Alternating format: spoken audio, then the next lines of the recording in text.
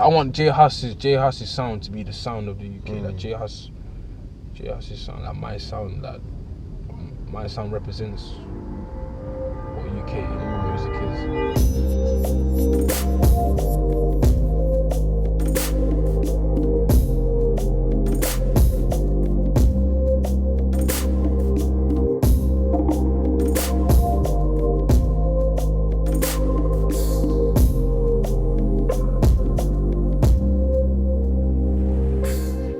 Yeah, man, get straight into it. So, where did the name J Hus come from? And who is J Hus for anyone who may not know you or your music? J Hus name, basically, obviously, in the end, whatever, they call me Jack, my name's Jallo or whatever. So, and obviously I'm a hustler, innit? So, I always like the sound of Hus, like, the sound of it, innit? Like, obviously, I used to call myself Hus, whatever, because that's like, I'm a hustler, it's short for hustler, but I like the sound, the way it sounds. Hus is nice, short and sweet and simple, but you know what it means. Yeah, of course. Even though no one really has that name. Just put the J in front of it. That's where the J Hus name come from, innit? Okay. And yeah, but J Hus, I'm just I don't like to give myself say what genre I do, because I feel like I can do everything, innit? So I'm just I'm a rapper. I like to mix genres together. I got kind of Afro kind of sound mixed to it as well. That's really who J Hus is, isn't it? I started off late 2014, and yeah, man, that's who J Hus is. And it's been a madness since. Yeah. Cool. So why music, and what prompted the decision to do the street heat freestyle that kind of first exploded you out onto the scene? Why music? Well, basically, I've always been good at music ever since I can remember. Ever since even primary school, I remember like, they used to call me 50 pence. I used to rap like a 50 cent, use these bars, and I've always been good at music, but I wasn't really gonna do it. But I reached a point in my life where I wanted more for myself, and one of the guys who managed me now, K2 in fact, Lil Kilo is outside right now.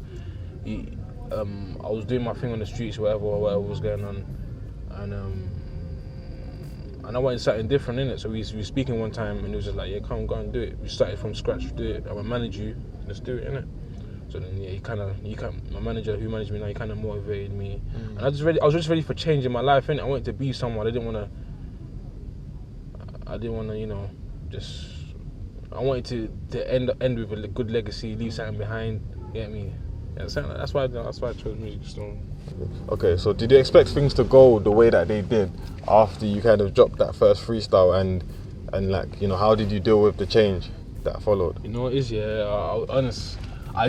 I kind of did expect it. I always knew I was good, so I always expected to go far. It's just I didn't know when it was gonna happen, so it was just like a waiting game. But yeah, and that freestyle, you know, you're always hoping for it to blow up, but you never really do know if it's gonna blow up. Like you know if you're hard. Your friends always tell you you're hard. People around you whenever they hear you take it hard. No, I've done the freestyle. My friends liked it. Even Link Up TV liked it. Link Up TV even said it was gonna bang before they even released it. They knew it was gonna bang. That's why they held it for a bit. So I was hoping it would bang, and it did. So yeah. Trying to be humble about it. Yeah. But cool. So your sound is unique, innit? Like there's not a lot of people rapping the way that you do. Yeah. That's probably one of the main reasons why you kind of done so well as well. Yeah. So what's your musical inspiration? Like, it doesn't have to be current, it could be like what you listened to when you were younger, what your parents played. I listen to everyone, man. I listen to everything and everyone, any sound, everything. So anything I'm inspired by, I like to mix it together. I listen to a lot of I like obviously Wizkid, Burna Boy, like Afro beats. I like that. So that's probably where I get the Afro beats, aside from whatever. And I like Bashment, dancehall, Vibes Got Told, Mavado, everything UK, everyone in the UK. I feel like the main guys, I feel them US. I listen to everything. That's why my sound is so diverse, so unique, because it's like I mix everything I'm inspired by and make it into one. So it's basically like nothing you've ever heard, but I'm everything you've ever heard at the same time. Because I'm using things that's already out there, putting them together and making a new sound. I'll get it if it makes sense. Yeah. So coming from a hood background, what advice would you give to young boys who still feel like they're stuck in the hood? You ain't got nothing to prove. A lot of man don't follow their goals because they feel like, oh, what's the man gonna say? What's he gonna say? This and that. You ain't got nothing to prove, man. Fuck what everyone thinks. Forget what everyone thinks. Do your thing. Chase your goals. Because you got to remember, we might have started in the hood, but you don't want to end there. The main goal is to get out of the ends. It's to get out of the ends. You know what I mean? So just do whatever you can to get out. Forget what everyone says. A lot of man, I don't know. Even when I first started, I felt like I didn't want to make certain tunes like Lean and Bop. Like, it was kind of more commercial. You kind of paranoid and thinking, what's the man gonna think? Are they still gonna rate me, respect me the same way? But forget what they think, man. That's where the money's at. That's where, you know what I mean? It's a hard tune. It's one for the kids. It's more commercial, more money. Bruv, just do it, innit? Forget what everyone says, man. You need to do. Man. I don't think you got anything to prove, basically. That's what I would tell them. Fair enough. Cool. So now that you're back on the scene, what's next for you, and what have your supporters got to look forward to? What's next for me? I'm gonna drop an album real soon. Before the end of the year, I'm definitely gonna drop an album.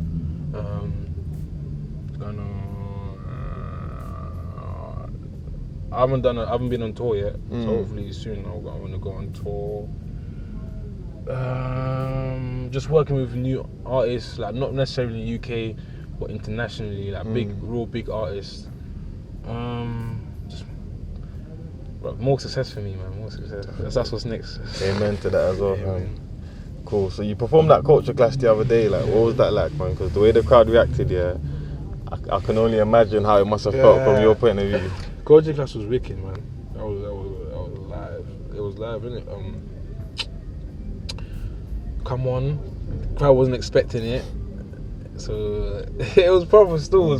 I didn't really. For me, it wasn't really a performance because they only let me do the hook twice. I've done the hook once. They're like, reload, do it again, and then I'm off the stage. So I didn't really get to perform, but it was good still. Seeing a lot of people as well, like people guys like Popcorn from. He's feeling me, telling me to come link him out in Jamaica. So got big guys feeling me and that, whatever. So yeah, it was a nice feeling still, seeing everyone and that. And yeah, it was a big crowd as well. So it was massive. Yeah. Cool. So this might be a kind of question you might have to think about, innit? But just from your own personal perspective, what do you feel like your greatest achievement is so far? My greatest achievement so far.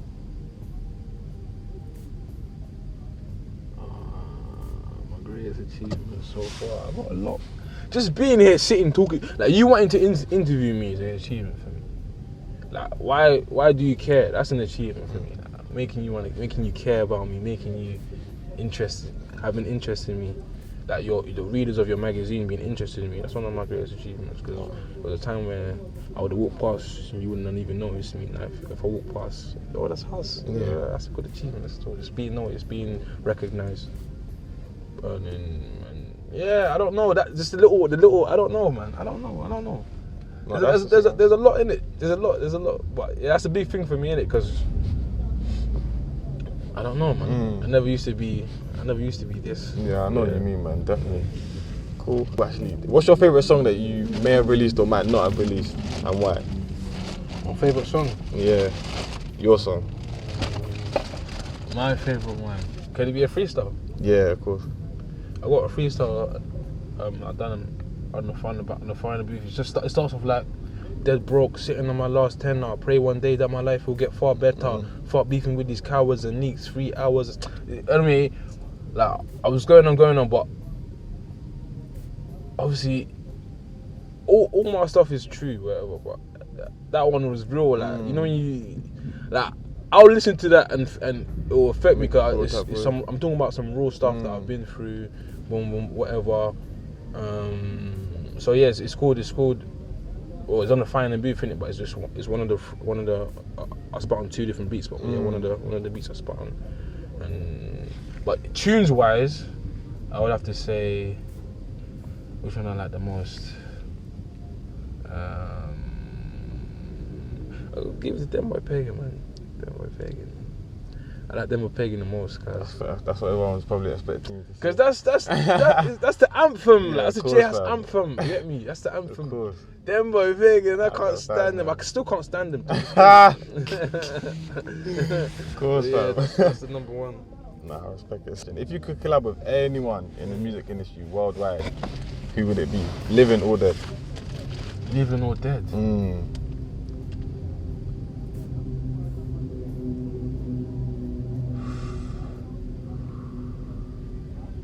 You don't have to listen to. Living or dead. Anyone. Living will be Jenna Aiko. Is it? Yeah, it'll be Jenna Aiko. Mad. Jenna Aiko. I see Jenna Aiko. And dead would be Big L. I like Big L. I think Big L's underrated. Like he's like, you see all the dead guys that people like Biggie and Tupac, whatever. Big L's there as well with them. Like So they don't give him enough credit. They don't give him enough credit, bro. If he was alive right now, he would have been shelling things down. So I'm telling you, fam. But he's hard. He's lyrically hard. So dead would be Big L. Alive would be Jenna Aiko. So what's the dream? Did you say? Yeah, like what's the dream? What's the vision? Like when you go to bed, like what are you thinking? Like, you know, I want to be a millionaire, or I want to be a platinum selling recording artist, or I want to look after my family, or I just want to be completely free from the hood. All I ever wanted to do, was just to be good in it, like be calm, family's healthy, family's nice, everyone I'm nice. I ain't got anything I want I can get. Basically, I ain't got I can't get this, I gotta do this to get this. Just to be comfortable and family happy, and that's I never really wanted too much. I just want to be comfortable.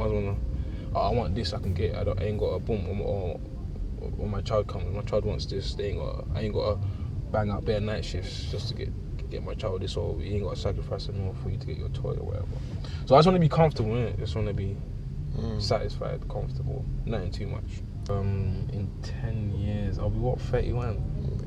That's still young in itself, to be honest. But 10 years, I want to have like 2 kids, living on some island, far away, no neighbors. Man, 10 years, be known as a legend. In the music thing, like the UK. Like, I want J Hus's sound to be the sound of the UK. Like J Hus's sound, like my sound represents what UK music is. Like, this whole thing I've got here because of, I wouldn't say because of family support, it's because of drive, hunger. Like, I was not satisfied with just being in the ends, this and that, boom. Okay, I made my money, I went broke again, in and out of jail, whatever, boom. I didn't want that no more. Like, no, fuck that. Like, plus I got a little brother that's about 5'6". Obviously he looks up to me a lot, innit? I don't want him to look like, I don't want him to be inspired by just another street guy. I want to do something for myself so he knows he ain't got to do what I've done.